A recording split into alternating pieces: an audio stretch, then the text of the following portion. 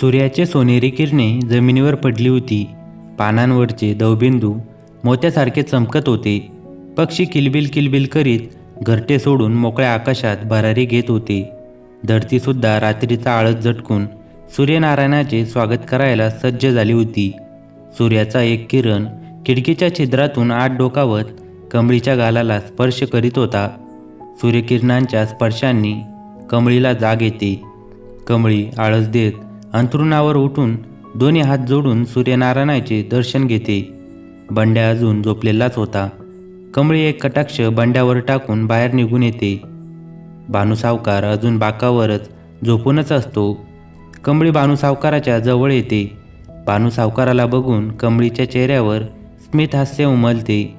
थोडा वेळ उभे राहत कमळी भानुसावकाराच्या शेजारी बसून त्याच्या केसातून हात फिरवायला सुरुवात करते.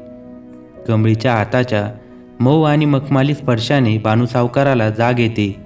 डोळे उघडून बघतो तर पुढ्यात कमळी बसलेली होती. ती तिच्या मऊ हातांनी कुरवाळत असते. भानुसावकाराला तर हे दृश्य स्वप्न असल्याचाच भास होतो. तो एकटक कमळीकडे बघत असतो.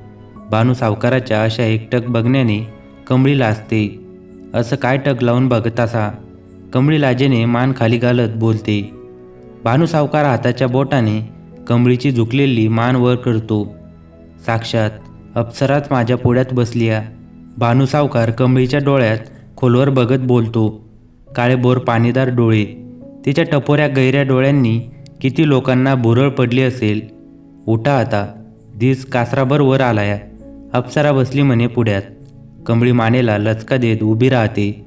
अगं बस ही थोडा वेळ, बघू दे की डोळा भरून सर्गाची अप्सरा. भानुसावकार तिचा हात धरत बोलतो. कमळी लाजून चूर होती. आजतागायत तिच्या सौंदर्याची अशी स्तुती केलेली नव्हती. अहो मालक, सोडा की आता, कोणी बघितलं तर काय म्हणतील लोक? कमळी हात सोडवत बोलली. खरं तर भानुसावकाराने केलेल्या स्तुतीने ती मोहरून गेली होती. भानुसावकार तिचा हात सोडवत उठून बसतो. आजूबाजूला सुद्धा आता माणसांची चांगलीच वर्दळ सुरू होते. कमळी बंड्याकडे निघून जाते.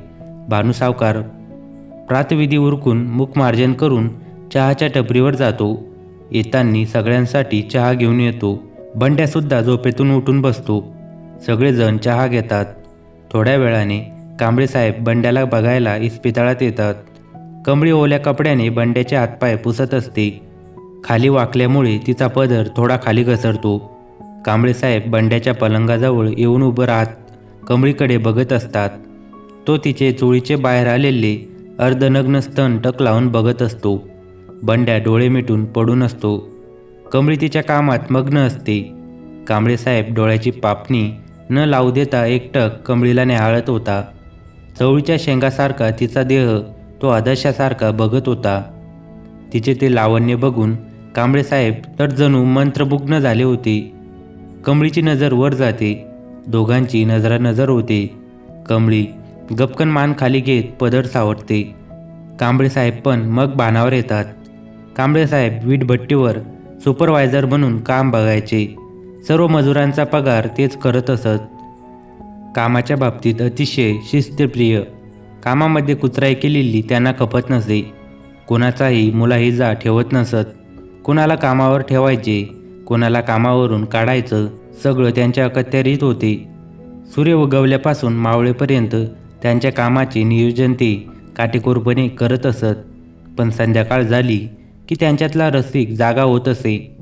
रोज रात्री मग मटण आणि दारूची ठरलेली. ते झाले की लगेच तमाशाला जायचं. लावणीच्या तालावर ठेका धरायचा. तिथल्या नाट्यांवर पैसे उधळायचे. त्याच्यातली एखादी देखणी नटी रातच्याला सोबती करायची. बंड्यासुद्धा बराच वेळ त्यांच्यासोबत तमाशाला जात असे. सगळ्या मजुरांपैकी कांबळेसाहेबांचा फक्त बंड्यावर जास्त विश्वास होता. बंड्याला ते सगळ्यांपेक्षा जास्त मजुरी देत असत. बंड्या रोज रात्री त्यांच्या जेवणाची आणि दारूची सोय बघत असे. बंड्या त्यांच्या विश्वासातला माणूस होता. म्हणून तर ते आज बंड्याला भेटायला इस्पितळात आले होते. काय रे बंड्या, कशी आहे तब्येत आता? कांबळेसाहेब कमळीवर नजर रोखत बोलले. साहेब, तुम्ही कधी आलासा? बंड्या उठून बसायची धडपड करत असतो. अरे गप झोपून राहा आता, आत्ताच आलो मी. कांबळेसाहेब कमळीला खालपासून वरपर्यंत बघत बोलत होते. कमळीला त्यांची नजर असह्य होत होती.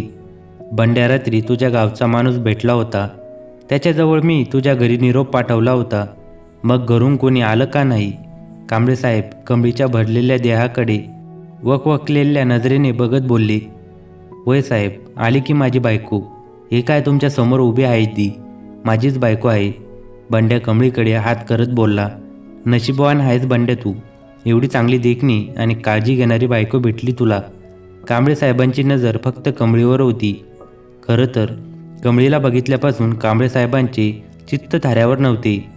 तिचा तो भरलेला देह, शरीरावर असलेले काटेकोर आकार, लांब सडक काळे केस, नितळ पाणीदार टपोरे डोळे, चापेकळीसारखं नाक, पिकल्या जांभळाप्रमाणे रसरशीत होठ, वक्षांचे उभार तर पदराच्या वरून सुद्धा स्पष्ट दिसत होते. कमळीला बघून कांबळे साहेब घायाळ झाले होते. जणू मदनाची रती साक्षात त्यांच्यासमोर उभी आहे असा त्यांना भास होत होता. वय साहेब, लय काळजी घेते बघा माझी बायको.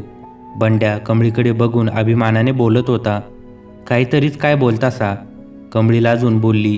खरं आहे बंड्याचं. मी स्वतः बघितले की आता माझ्या डोळ्यांनी. किती मन लावून सेवा करीत होतीस नवऱ्याची. कांबळे साहेब कमळीचे कौतुक करत बोलली. कमळी काहीच न बोलता गप्प बसली. तिला मुळात कांबळे साहेबांची घाणेरडी नजर बोचत होती. ती अंग चोरून उभी होती. कांबळे साहेब मात्र नजरेने लुगड्याच्या आत दडलेल्या अवयवांचा ठाव घेण्याचा प्रयत्न करीत होते. कमळीला हे सगळं कळत होतं. त्याची विषारी नजर कमळीने क्षणात ओळखली होती. मग बंड्या किती दिवस आराम करायचा आता? साहेब, महिना 2 महिने तरी जमायचं नाही बघा आता कामावर यायला. बंड्या थोडा नाराजीनेच बोलत होता. कामाला आग लागू दे त्या. काम करायला पुष्कळ लोक आहेत. पण तुझ्या हातचं मटण खायची सवय लागली आता. कांबळे साहेब कमळीच्या नितंबावर नजर रोखत बोलले. वय साहेब, आता थोडे दिवस तुमच्या जेवणाची परवडच होणार आहे बघा. बंड्या काळजीने बोलत होता. आता बघ, तुझ्या हातचं मटण खायची सवय लागली. कधी खूप इच्छा झाली तर थेट तुझ्या घरीच येणार आहे मी आता जेवायला. कांबळे साहेब कमळीच्या नजरेला नजर देत बोलले. साहेब, तुम्ही माझ्या घरी येणार आहेसा जेवायला? ऐकलं का कमळे? साहेब आपल्या घरी येणार म्हणतात. बंड्या खुश होत कमळीकडे बघून बोलला. पण कमळी मात्र काहीच न बोलता गप्प बसली. तिला हे अजिबात आवडलं नव्हतं. पण उघडपणे न बोलता ती गप्प बसते. काय रे बंड्या, तुझी बायको काहीच बोलत नाही. मी तुझ्या घरी आलेलं तुझ्या बायकोला आवडणार नाही वाटते. कांबळे साहेब कमळीकडे बघत बोलले. तसं काय नाही साहेब, उलट तिला बी आनंदच होईल की. बंड्या कमळीकडे बघत डोळे वटारून बोलला.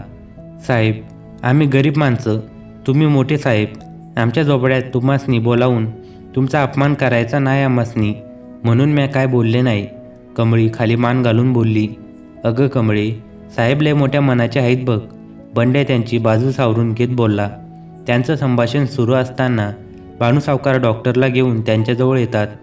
डॉक्टर बंड्याची नीट तपासणी करून त्याला घरी घेऊन जायची परवानगी देतात. भानू सावकार डॉक्टरसोबत दवाखान्याचे बिल भरायला परत माघारी निघून जातो. कमळीसुद्धा सगळ्या सामानसुमान गुंडाळायला सुरुवात करते. कांबळे साहेबांना पण कामावर जायचे असते, पण त्यांचा पाय निघत नव्हता. कमळीला बघितल्यापासून त्यांना काय सुचतच नव्हतं.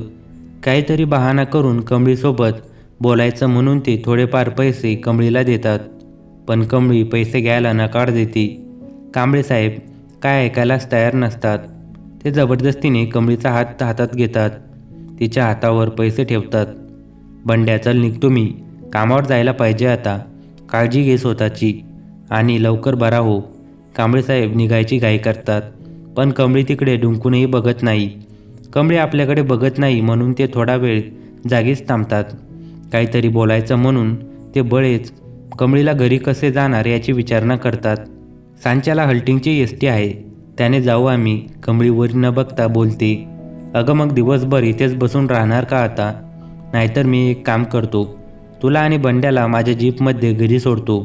कांबळे साहेबांना फक्त कमळीचा जास्तीत जास्त सहवास हवा होता. नग आम्ही जातो आमच्या सोयीनं. तुम्हासनी कशाला आमच्या पायी उगीच त्रास? कमळी जरा जोर देत बोलली. ते काही नाही, मला कशाला त्रास होत नाही. बंड्याच्या पायाला मार लागला आहे. बंड्या, सांग तुझ्या बायकोला, तुम्हाला मी माझ्या जीपमध्ये घरी सोडतो. आवरा तुमचं लवकर. मी बाहेर उभा आहे. असं बोलत कांबळेसाहेब बाहेर निघून जातात. बंड्या कमळीला बराच वेळ समजावण्याचा प्रयत्न करतो. कमळी काय ऐकायलाच तयार नसते. तेवढ्यात भानुसावकार तिथे येतो.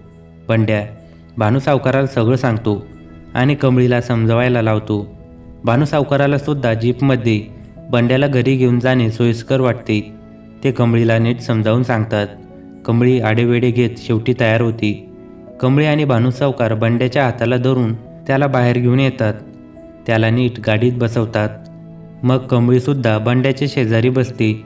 भानुसावकार त्याची राजदूत गाडी घेऊन गावाकडे निघतो. त्याच्या मागे कमळी आणि बंड्या कांबळेसाहेबांच्या जीपमधून गावाच्या बाहेर रस्त्याला लागतात. मित्रांनो, या कथेचा पुढील भाग पाहण्यासाठी चॅनलला सबस्क्राईब करा आणि कथा कशी वाटली कमेंट्समध्ये नक्की कळवा. धन्यवाद.